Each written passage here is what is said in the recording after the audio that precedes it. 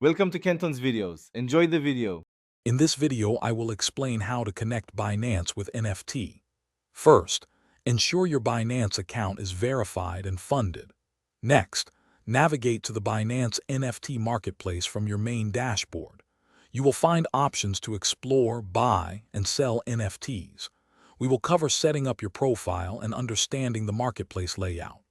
This initial setup is crucial for a smooth NFT experience on Binance.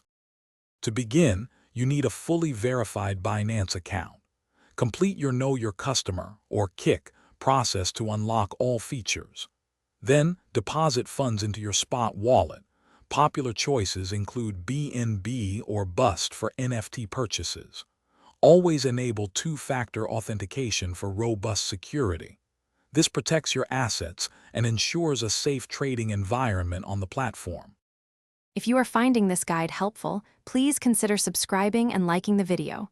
Quick recommendation: navigating the NFT world can be intense, so stay hydrated. The Oala water bottle is fantastic for keeping your drinks cold.